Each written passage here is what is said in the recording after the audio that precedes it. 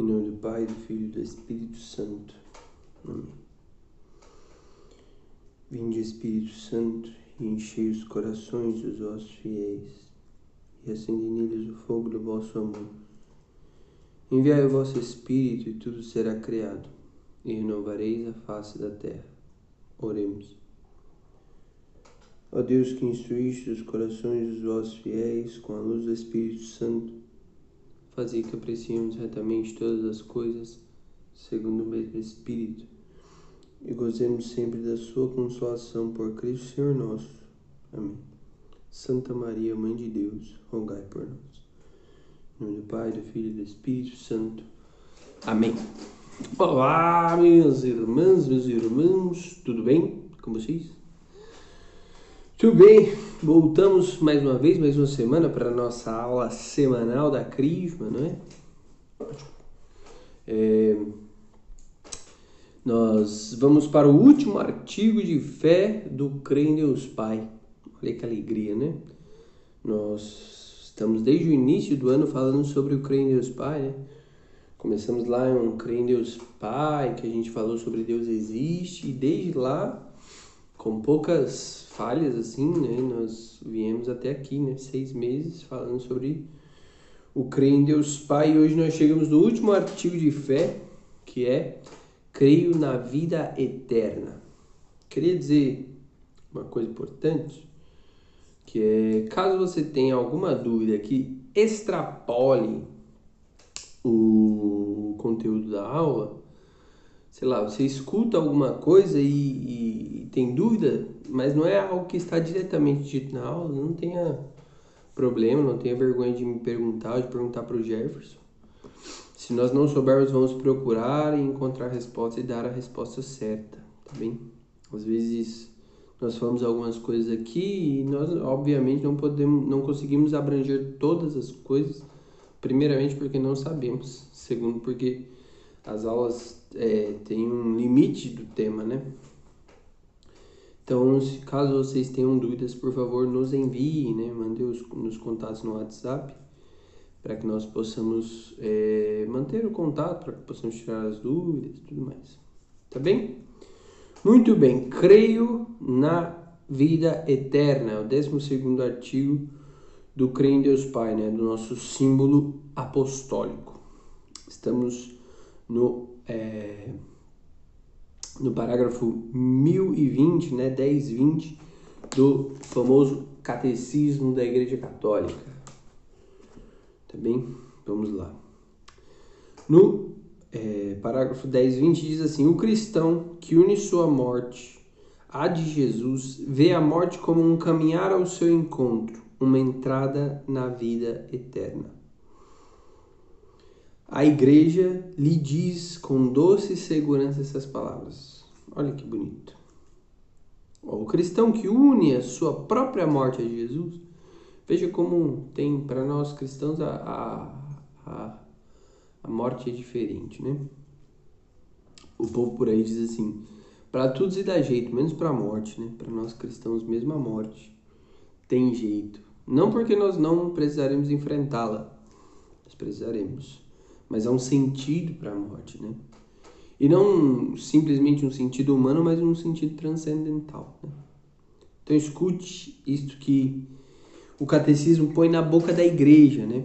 Se nós vivemos bem a nossa vida, no final da vida nós, se Deus quiser, teremos o auxílio dos sacramentos da igreja, né? Nós temos a unção dos enfermos, né? Então perdoa os pecados, né? E pede a cura, ou pelo menos a cura da alma, né? A unção dos enfermos é isso, é uma preparação para que morramos bem. Então, a pessoa confessa, comunga, recebe o óleo da unção. E aí o catecismo coloca essas palavras bonitas. Imagine você à beira da sua morte, no dia final, né, no último dia, ou escutando essas palavras da igreja ou de um padre. Deixa este mundo, alma cristã, em nome do Pai Todo-Poderoso que te criou, em nome de Jesus Cristo, Filho de Deus vivo, que sofreu por ti, em nome do Espírito Santo que foi derramado em ti. Toma teu lugar hoje na paz e fixa tua morada com Deus na Santa Sião. A Santa Sião é o céu, é a santa cidade celeste, com tua morada com Deus na cidade, na Santa Sião, com a Virgem Maria, a Mãe de Deus, com São José, os anjos e todos os santos. Imagina isso, né? A igreja dizendo, toma o teu lugar no céu, com a Virgem Maria, com a mãe, que é a Mãe de Deus, com São José, com os anjos, com todos os santos. Volta para junto do teu Criador, que te formou do pó da terra, que na hora em que tua alma sair do teu corpo, se apressem a teu encontro Maria, os anjos e todos os santos. Que possas ver teu Redentor face a face e possas contemplar a Deus pelos séculos dos séculos. Bonito, né, bem? Para começar, imagina isso aqui é que nos dá sentido, né? A gente propõe aqui a vida eterna como último artigo, né? A igreja deixa sabiamente. Nós falamos sobre tudo, falamos sobre o Pai, sobre o Filho, toda a história do Filho, a redenção, o Espírito, a igreja, a nossa comunhão com os santos, né? E as almas que estão no purgatório, para lembrar-nos no final disso aqui, nós teremos a vida eterna. E se vivermos bem, com o auxílio da igreja, nós teremos esta alegria aqui. Que na hora em que tua alma sair do teu corpo, que isso é a morte é a separação da alma e do corpo, que na hora de sair do teu corpo, se apressem ao teu encontro Maria, os anjos e todos os santos. Então, quando nossa alma sair do nosso corpo e nós tivermos de estar diante de Deus, que se apressem Maria, os anjos, os santos ao nosso encontro, na alegria eterna do céu. Muito bem, vamos falar sobre essas realidades. O juízo particular. O que é o juízo particular? A morte, começa o catecismo. A morte põe fim à vida do homem como tempo aberto ao acolhimento ou à recusa da graça divina. Pense nisso. O que é esta vida? Esta vida é o tempo aberto ao acolhimento ou à recusa da graça divina. Nós temos esta vida para isso aqui. Por que você tem a sua vida, né? Por que você vai ter... Por que você já teve aí 15 anos, não sei quantos anos tem todos vocês, mas digamos que minimamente você tem 13, 14, e o mais velho de nós, que é o Gerson, tem 30 e alguma coisa. Por que Deus te deu esse tempo? E por que você terá mais alguns anos, se Deus quiser? Talvez não, né? Talvez acabe amanhã. Mas, na média, o Brasil vive 78 anos, né? Por que Deus te dá este tempo? Para isso. Para acolher a sua graça. Para isso.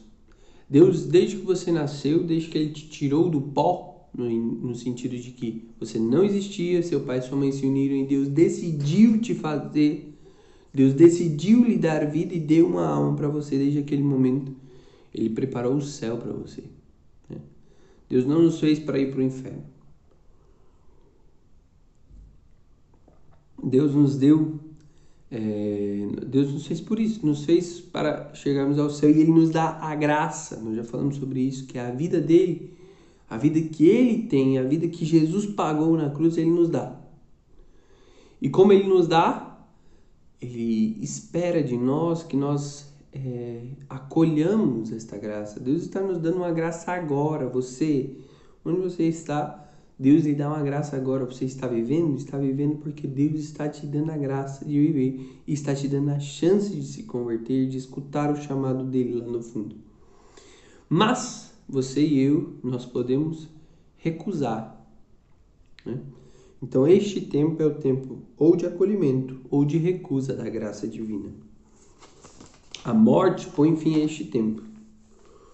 O Novo Testamento é a parte da Bíblia que, a partir de quando Jesus veio ao mundo, certo? O Novo Testamento, repetidas vezes, afirma também a retribuição imediatamente depois da morte de cada um em função de suas obras e de sua fé.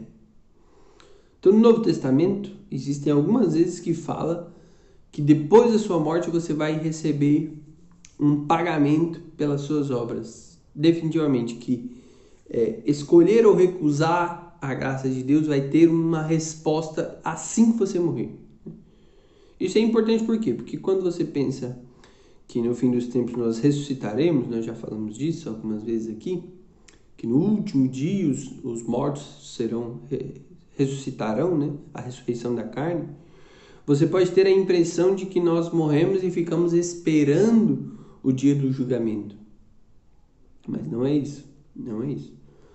Então diz o catecismo, repetidas vezes no Novo Testamento, o Novo Testamento afirma a retribuição imediatamente depois da morte de cada um em função de suas obras e de sua fé. Ou seja, logo depois que você morre, você recebe um julgamento. A parábola do pobre Lázaro e a palavra na cruz ao bom ladrão, assim como outros trechos do Novo Testamento, falam de um destino último da alma, certo? Então veja, aqui são dois exemplos, né? Um exemplo é a do pobre Lázaro, que é uma história na Bíblia que conta que havia um pobre que ficava na frente da casa de um rico. Esse pobre chamava Lázaro. O rico nós não sabemos o nome. O rico dava muitas festas, era sempre feliz, enquanto o pobre estava sempre sofrendo lá, né? Mendigando e doente.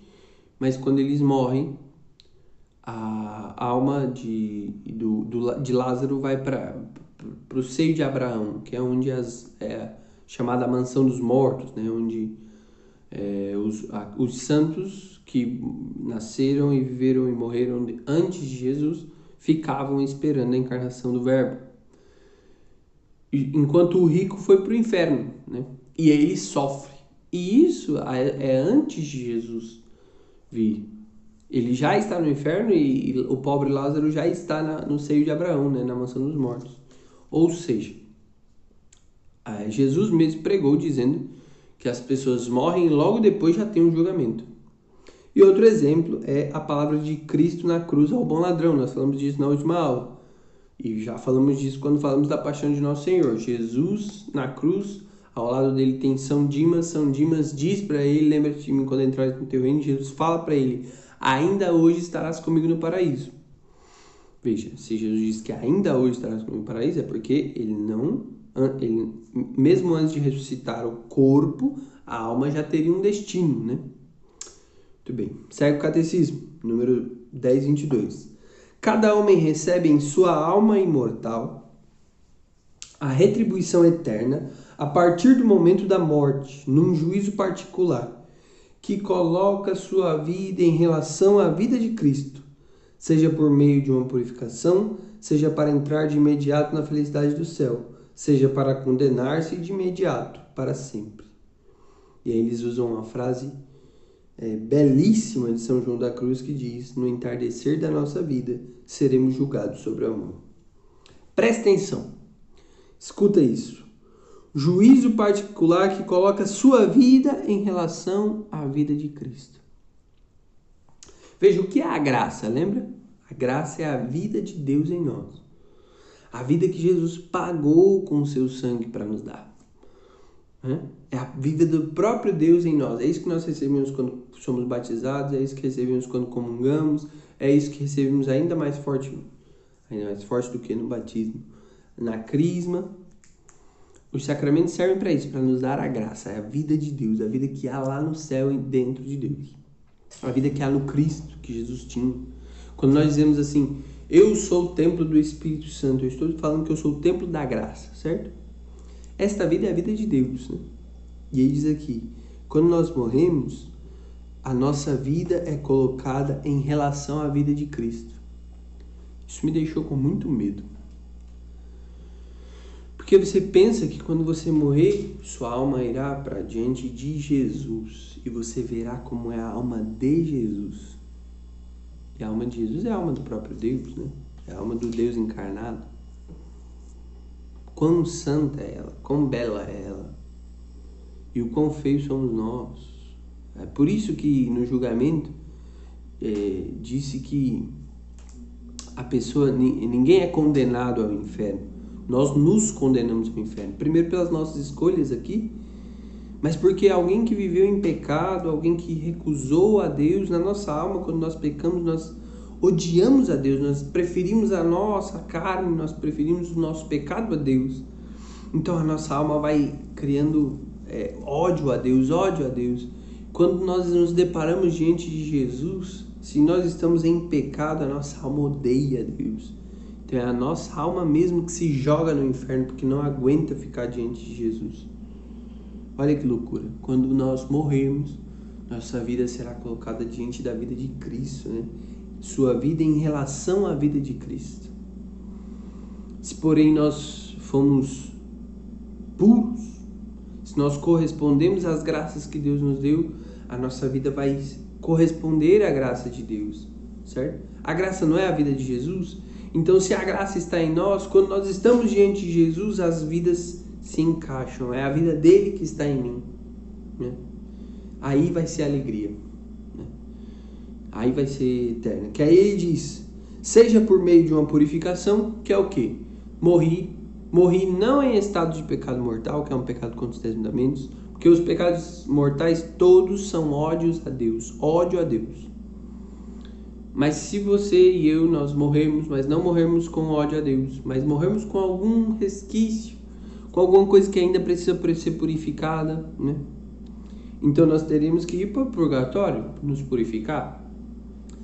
Mas seja para entrar de imediato na felicidade do céu, Deus queira que nós morramos arrependidos de todos os pecados, confessados, comungando, com todo amor, correspondendo a toda a graça, sem nenhum pecado em nossa alma, aí nós poderíamos entrar na felicidade eterna. Porque, olha, a primeira coisa que nós dissemos na primeira aula da Crisma era que Deus nos fez para sermos felizes junto dele lá no céu. Foi para isso que Deus nos fez, certo? Então veja, é isso que nossa alma anseia, é por isso que você quer ser feliz, é por isso que eu quero ser feliz. É essa vontade de céu, é da vida de Deus, da graça que nós procuramos. Então vai, se você chegou, se você morreu e dentro da sua alma já tem a graça, aí diante de Jesus, sua alma e a alma de Jesus correspondem. Não igual, é óbvio que a graça que está em Deus, ele é a própria graça. Não se compara, aquilo que nós temos é nada. Mas haverá dele em você. E aí se correspondeu e nós podemos entrar na felicidade que não cabe na nossa cabeça e no nosso coração. Agora, se nós morremos em inimizade com Deus, em pecados mortais, se nós morremos inimigos de Deus, o pecado é isso, o pecado nos torna inimigos de Deus, mesmo que nós não vejamos, aí não tem jeito, aí nós vamos para o inferno. Como eu disse, Deus nem precisa nos condenar, nem quer. Ele mostra o seu amor. E pelo tanto que ele nos ama e o tanto que nós odiamos a ele em nossa alma, nós fugimos para o inferno. Muito bem. Mas veja, no entardecer da nossa vida, seremos julgados sobre o amor. O que Deus olhará? O que há na alma de Jesus que tem que ter na nossa alma? O amor. Mas um amor sobrenatural, hein? Não é amor sentimental de filme, musiquinha, bonitinho, quero passar a noite junto, não. É amor de sangrar, é amor de cruz, de dar a vida. E principalmente o amor sobrenatural, o amor que dá a vida pela vida eterna. Você tem que querer que as pessoas vão para o céu com você, né? Nós vamos passar muito tempo aqui nessa terra.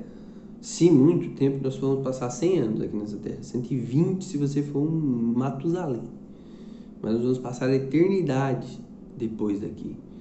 Então, que as pessoas que nós amamos têm que ir para o céu também, né? Não, eu tenho que ir, você tem que ir, as pessoas que nós amamos também. Então, o amor sobrenatural é isso. Eu vou sofrer, se for preciso, para levar meus amigos, minha mãe, meu pai, meus irmãos para o céu. O céu. Os que morrem na graça e na amizade de Deus e que estão totalmente purificados, vivem para sempre com Cristo. São para sempre semelhantes a Deus, porque o veem tal como Ele é, face a face. Aí tem uma citação bonita aqui. do que? Deixa eu ver qual é o número. 1807. De Bento XII na Constituição Benedictus Deus. Escute aí.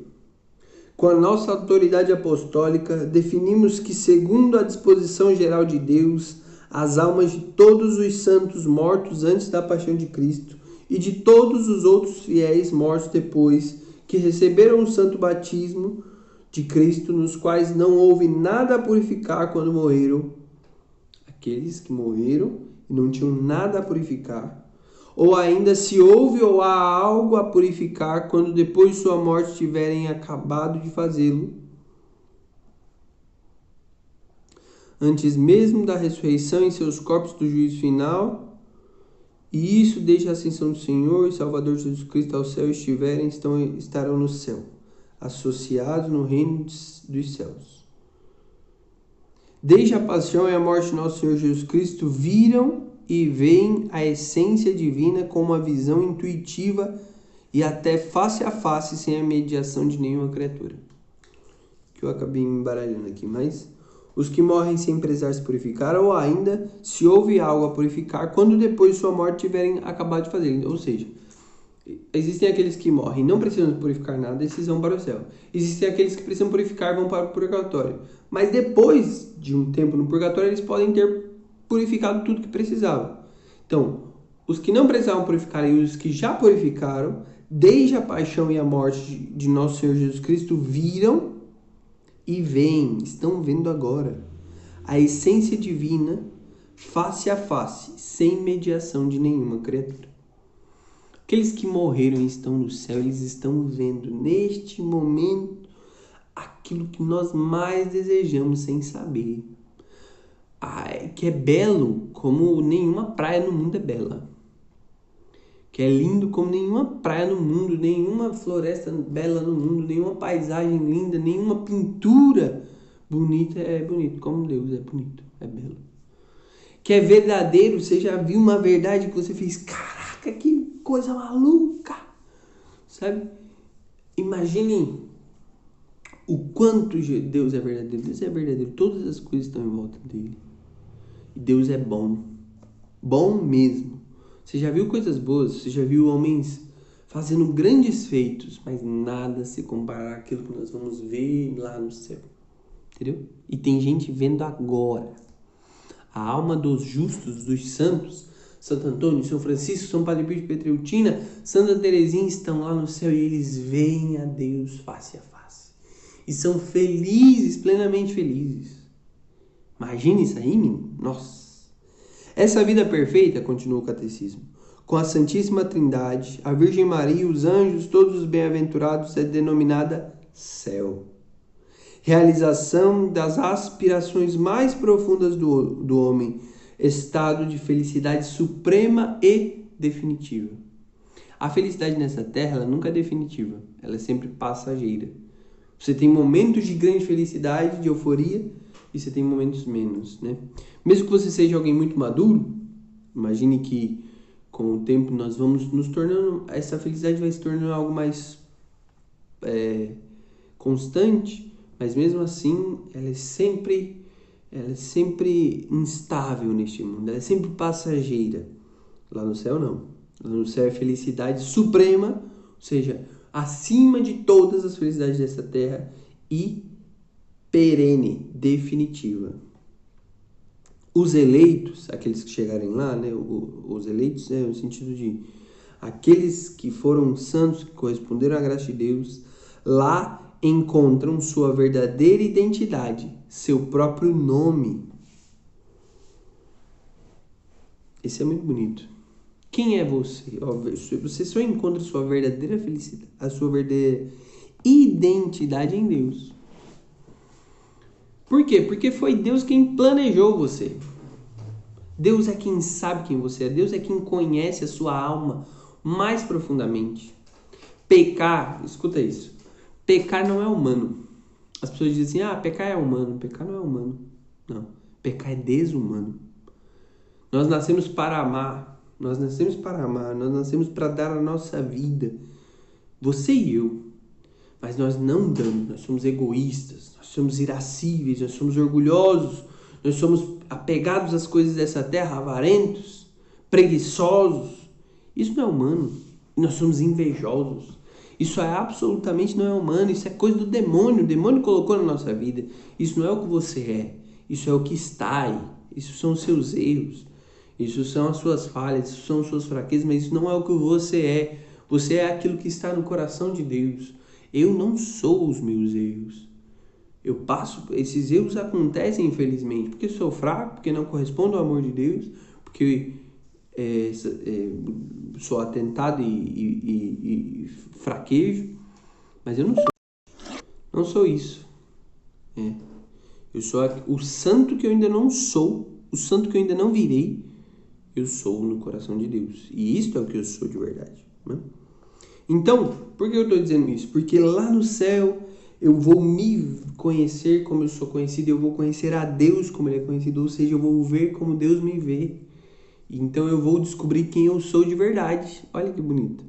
Então, à medida que eu vou ficando mais parecido com Cristo, que eu vou me santificando, eu vou me tornando mais eu. Olha que loucura, velho. É muito bom. Quando você peca, você se torna menos você. Continua o catecismo. O céu consiste na posse em plenitude dos frutos da redenção operada por Cristo, que associou à sua glorificação os que creram nele e que ficaram fiéis à sua vontade.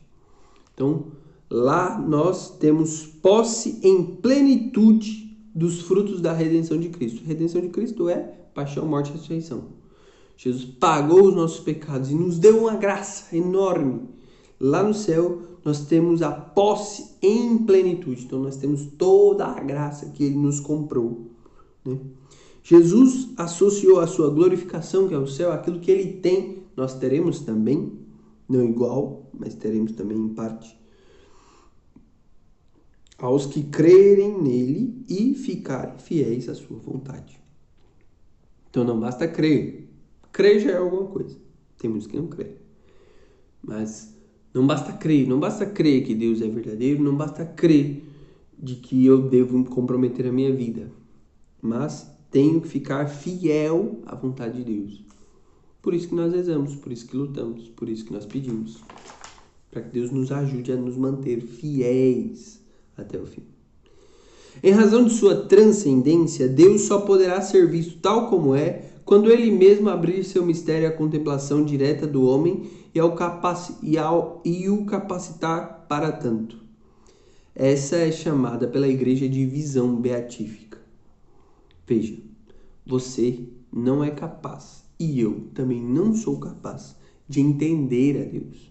Nós não seríamos capazes de olhar a Deus e enxergá-lo inteiramente, porque Deus é muito maior do que a nossa cabeça pode entender.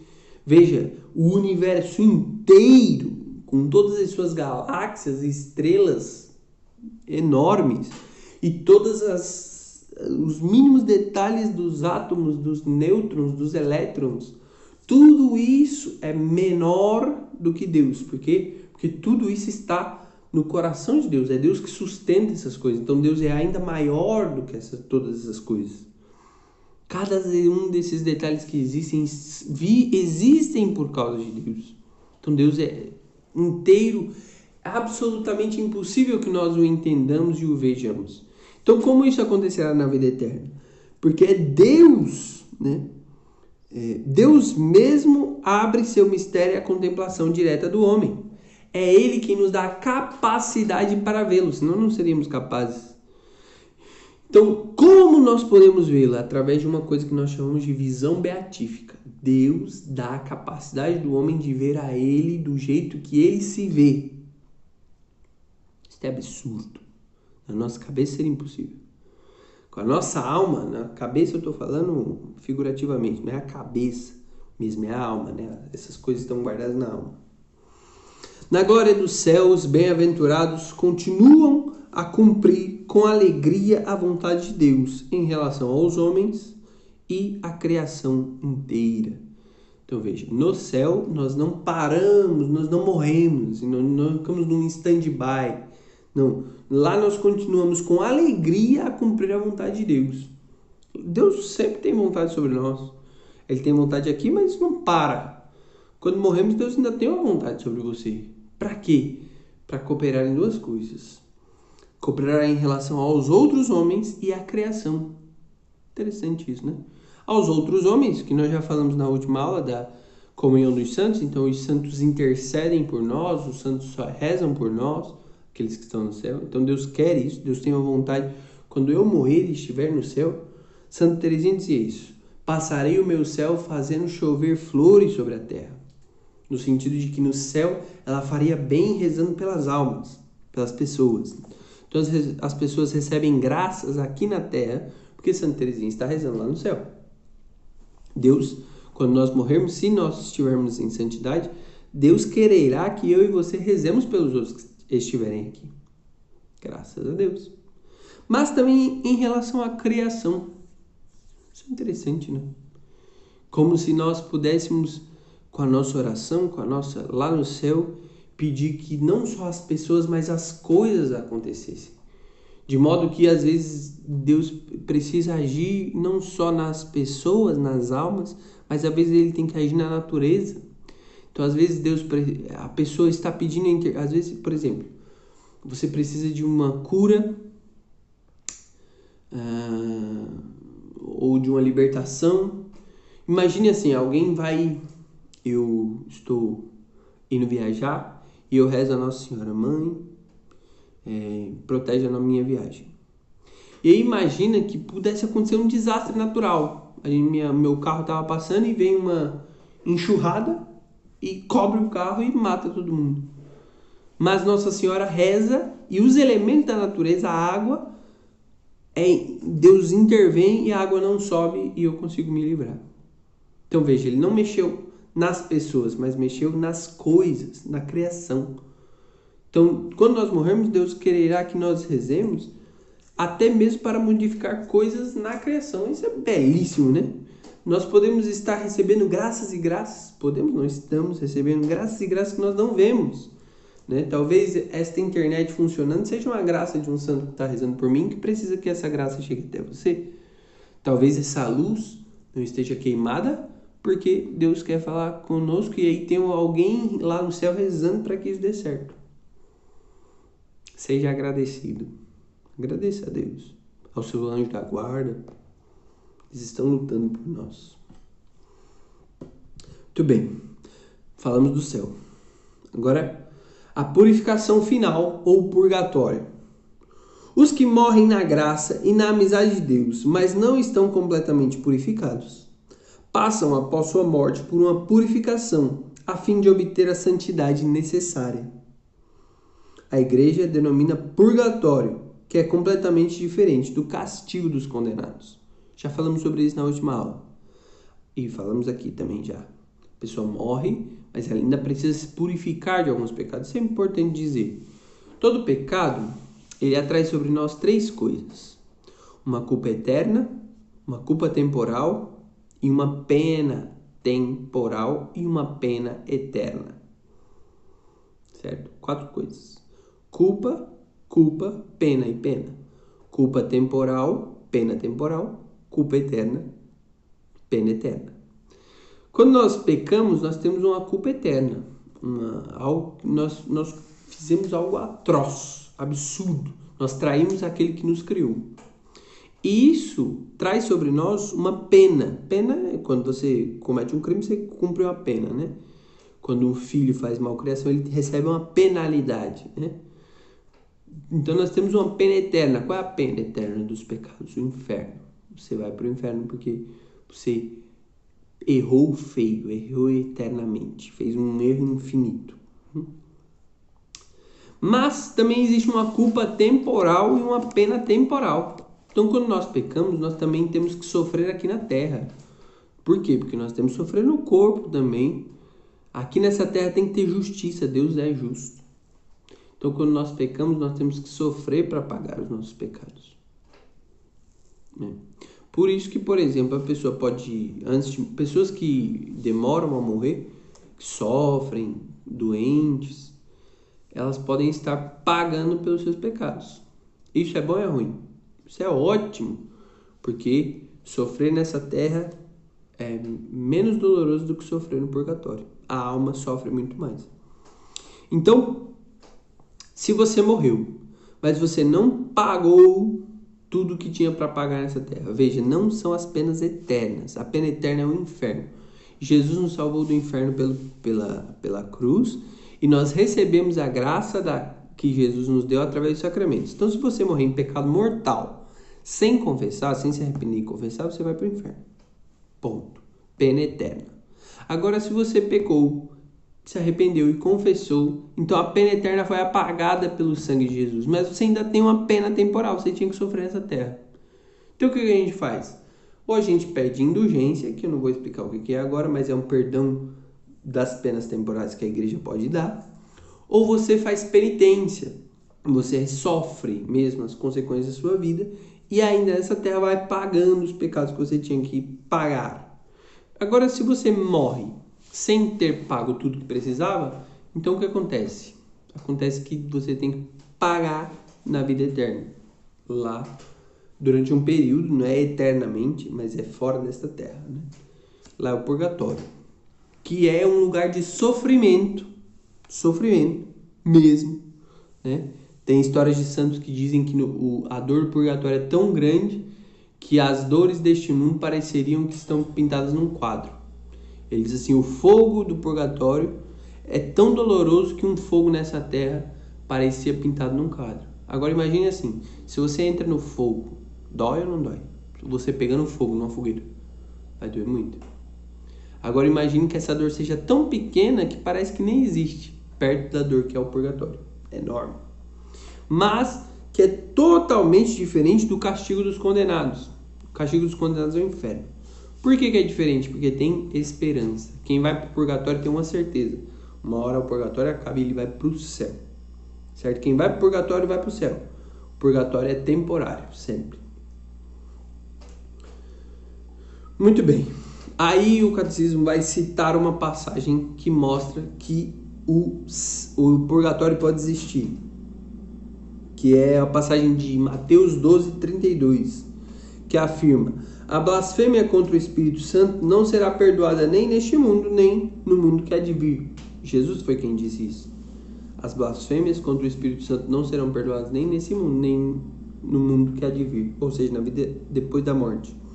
Desta afirmação, podemos deduzir que certas faltas podem ser perdoadas no século presente, aqui na Terra, ao passo que outras no século futuro. Ou seja, se Jesus disse que a blasfêmia contra o Espírito Santo não será perdoada nem nessa terra, nem depois dessa terra, quer dizer que algumas penas podem ser purificadas depois dessa terra. Este ensinamento do purgatório apoia-se também na prática da oração pelos defuntos. Defuntos são os mortos. Da qual já a Escritura fala. Aí cita 2 Macabeus 12:46. Eis porque mandou fazer o sacrifício expiatório pelos falecidos, a fim de que fossem absolvidos do seu pecado. Então, em 2 Macabeus 12:46, alguns caras pecaram e morreram. E aí, como eles morreram, Deus manda fazer sacrifícios expiatórios por ele. Fazer sacrifícios aqui na terra para que eles sejam perdoados dos pecados depois da morte. Isso só pode ser purgatório, porque do inferno não tem volta. Tá? E aí, muito bem, falemos então do inferno. No inferno é onde não podemos estar unidos a Deus. Se não fizermos... Não podemos estar unidos a Deus se não fizermos livremente a opção de amá-lo. Olha que bonito. Você não é obrigado a amar a Deus. Não é obrigado. Você pode viver como quiser. Não, você vive como quiser. Mas você não mora na casa de quem você odeia, certo? Então, se você odeia a Deus, apenas aceite. Você terá de passar a eternidade no ódio a Deus. Então, só pode estar unido a Deus, só pode se unir a Deus quem livremente opta por amá-lo. Você que tem que escolher amá-lo. Eu não posso escolher por você. E você não pode escolher por mim. Não podemos, porém, amar a Deus se pecamos gravemente contra Ele, contra nosso próximo ou contra nós mesmos. Ou seja, não basta dizer eu amo a Deus.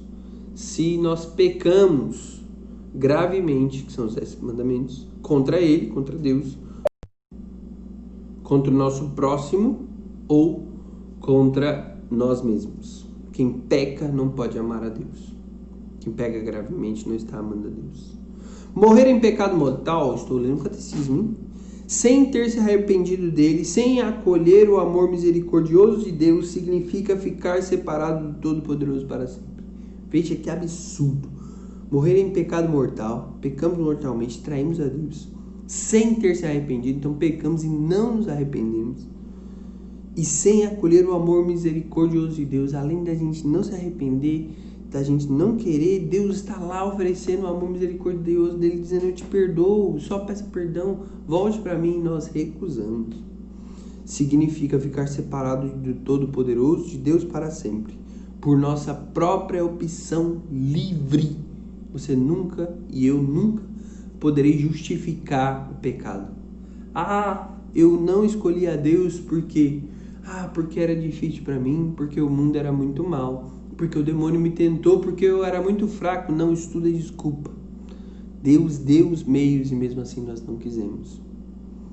A este estado de autoexclusão definitiva da comunhão com Deus e com os bem-aventurados se designa com a palavra inferno. Então quem morre nesse estado fica eternamente sem Deus.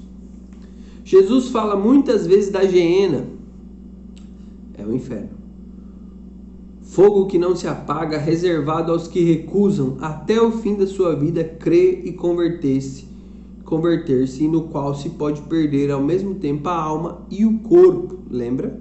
Quem morrer em pecado mortal e for condenado ao inferno, depois, no último dia, será ressuscitado para pagar também no corpo. Será condenado ao inferno também no corpo. Jesus anuncia em termos graves que envia em Mateus 13:41. Depois nós seremos jogados na fornalha. Depois em Mateus 25:41 pronunciará, ele está falando sobre o fim dos tempos, e ele diz sobre si que ele dirá: afastai-vos de mim, malditos, ide para o fogo eterno. Por que o catecismo cita essas duas passagens? Para dizer que Jesus mesmo falava que o inferno existe. E quem não vive bem, quem morre em pecado mortal, vai para lá.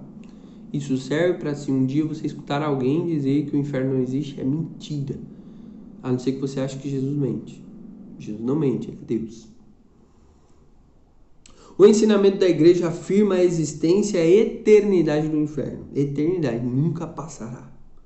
A pena principal do inferno consiste na separação eterna de Deus. A maior pena do inferno não é o fogo, não é a dor.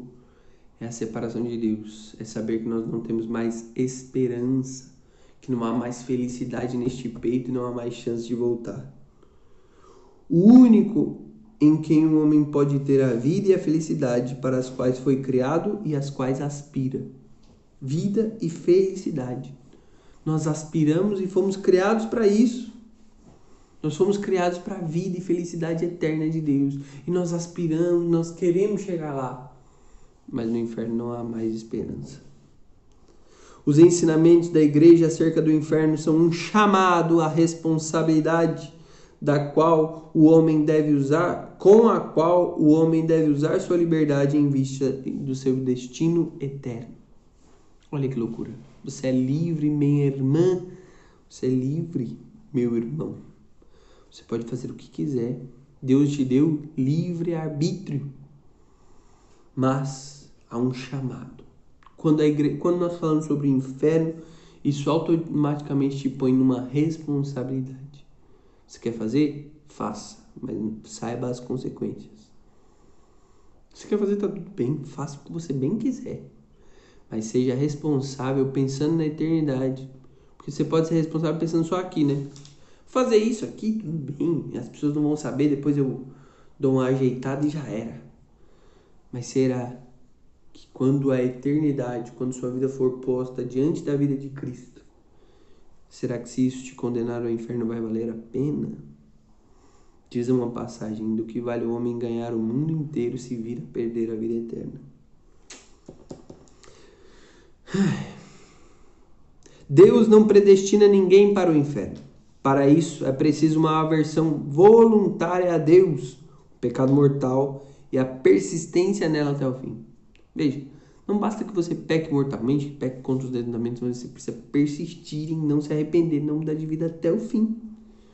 Aí você vai dizer, então vou esperar. Então, vou pecando aqui, quando chegar perto da morte eu me arrependo. O problema é que você não sabe quando é a morte, né, meu amigo? Pode ser que a morte venha hoje ainda. E você estaria preparado? Que ninguém se diz, 2 Pedro, citação da Bíblia, 2 Pedro 3:9. Que ninguém se perca, ao contrário, Deus, o qual não quer que ninguém se perca, ao contrário, quer que todos venham a converter-se. Deus quer que nós nos convertamos, não é Deus que nos deixe para o inferno. Somos nós que escolhemos. Certo? Muito bem. O juízo final. Falamos sobre morte, juízo particular. Falamos sobre céu, inferno, purgatório e agora juízo final. No juízo final, a ressurreição de todos os mortos antecederá o juízo final. Acontecerá antes da ressurreição dos mortos, que nós falamos já. Todos os que estão nos túmulos ouvirão a voz de Deus e sairão. Imagina isso, velho. A voz de Deus chamando os homens e os corpos se levantando da cova inteiros. Ou cheios de glória para o céu, ou todos destruídos, como que animalescos, nojentos para o inferno. Porque o corpo vai participar do destino da alma. Todas as nações da terra serão reunidas diante dele e ele separará uns dos outros, assim como o pastor separa as ovelhas dos cabritos. Deus vai separar os bons dos maus, as ovelhas dos cabritos. E estes irão para o castigo eterno, enquanto os justos irão para a vida eterna. Queremos estar do lado certo, né?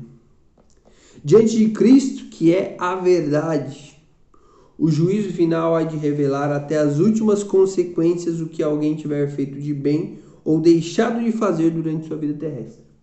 Veja, Jesus Cristo é a verdade. Mas qual verdade? A verdade absoluta. Sabe o que isso quer dizer? Que em Deus está muito mais do que a nossa cabeça pode entender. Por exemplo, Deus me conhece plenamente. Então, enquanto eu estou dando aqui essa aula, eu posso até entender mais ou menos o que eu estou pensando. Eu estou vendo aqui a Bíblia, o catecismo na minha mão, eu estou vendo o celular.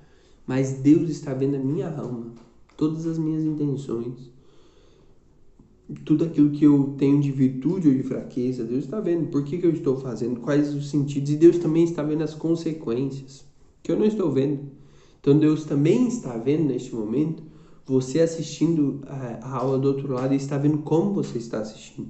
Se você está prestando atenção ou não. Se você assiste com vontade de aprender ou não. Se você assiste pensando, que merda desse cabelo aí cortado.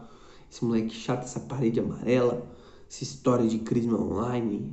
Ou se você está aí pensando, cara, que bom, eu quero fazer. Se você está aqui pela sua mãe. Ou se você está pensando em outra coisa que a cabeça. Deus está vendo plenamente cada detalhe nosso. Que nós estamos vestindo, mas também os nossos órgãos internos, as nossas células, tudo, Deus vê tudo de todos os tempos, certo? Certo. E Deus vê as consequências, então, tudo aquilo que você fez, tá aqui, né? O bem que tiver feito ou deixado de fazer. Então, Deus também vê aquilo que nós não fizemos. Deus viu o dia que o mendigo pediu um real na rua e eu não dei.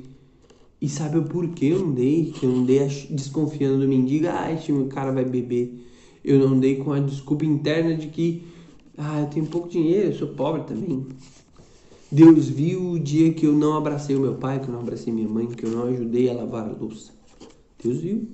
Deus vê tudo, meus amigos. E aí no juízo final isso será posto diante de todos. E todos nós saberemos de tudo aquilo que precisa ser sabido.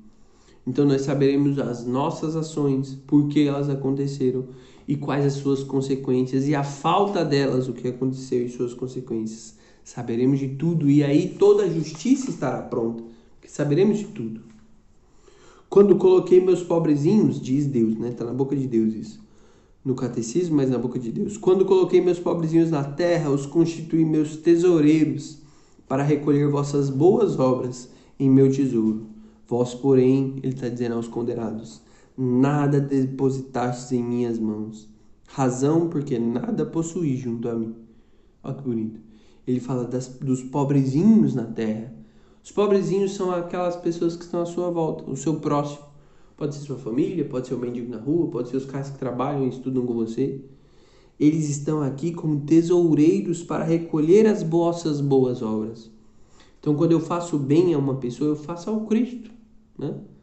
O problema é que se eu não faço bem a ninguém, quem é que vai testemunhar a meu favor no juízo final?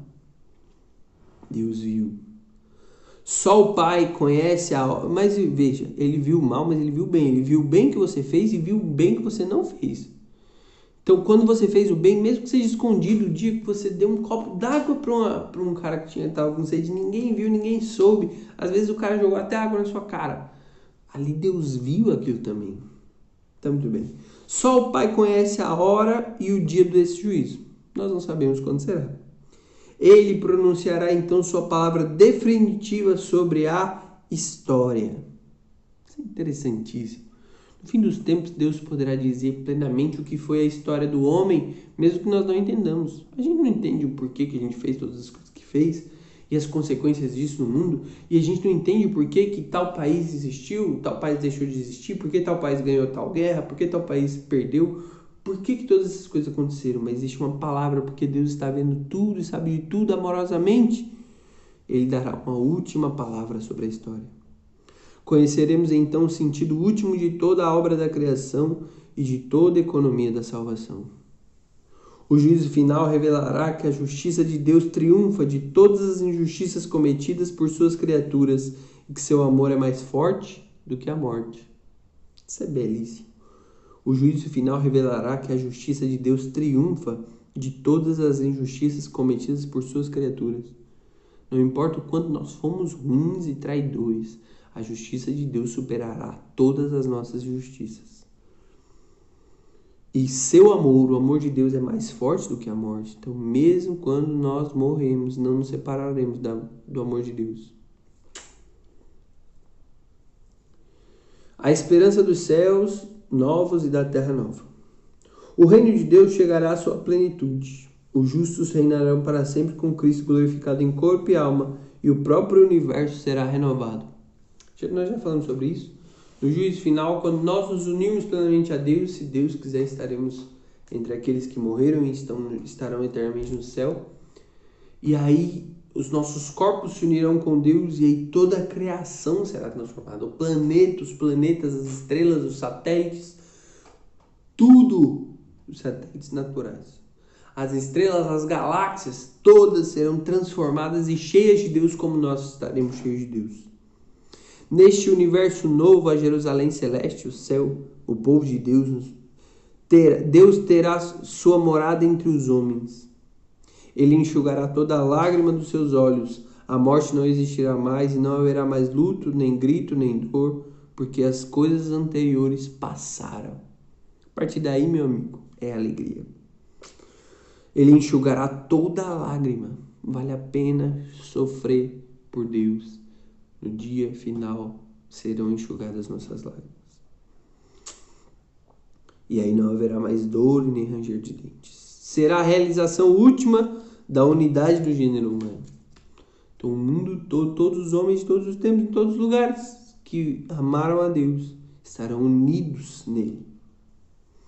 A visão beatífica, a visão de Deus, será a fonte inesgotável de felicidade, de paz e de comunhão. Quanto ao cosmos, aí cita uma passagem, né? Romanos 8.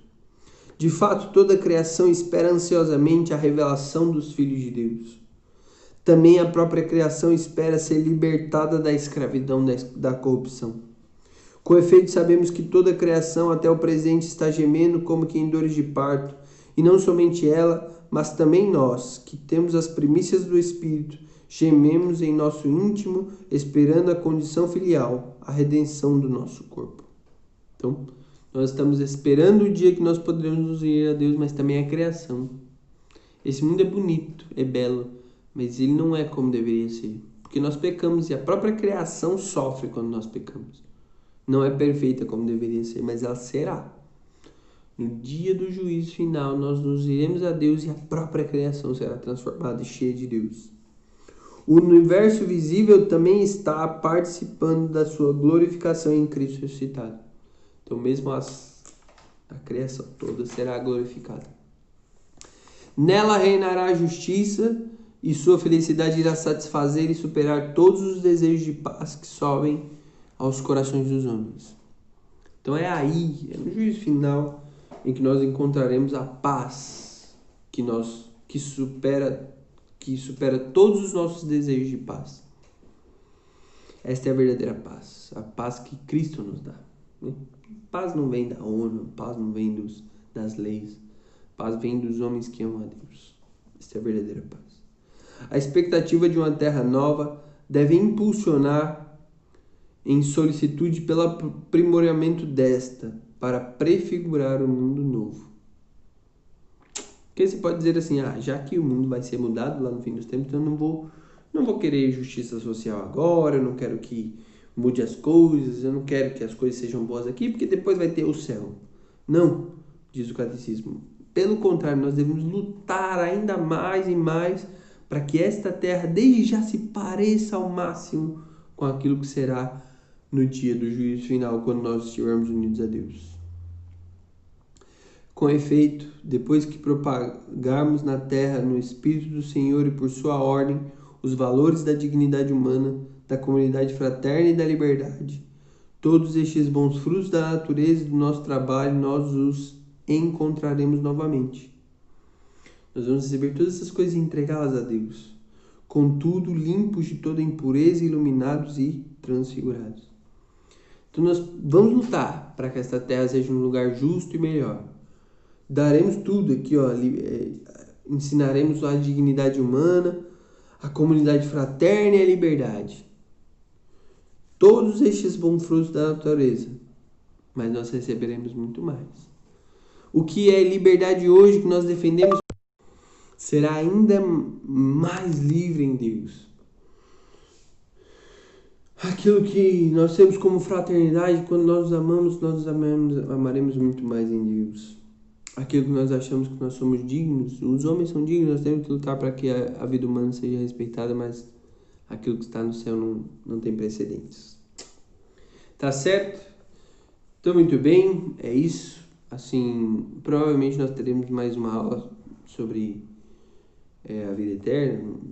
Vamos conversar, talvez tenhamos, talvez não. Mas este é o último artigo de fé do Creio em Deus Pai. Muito obrigado, Deus abençoe e até a próxima.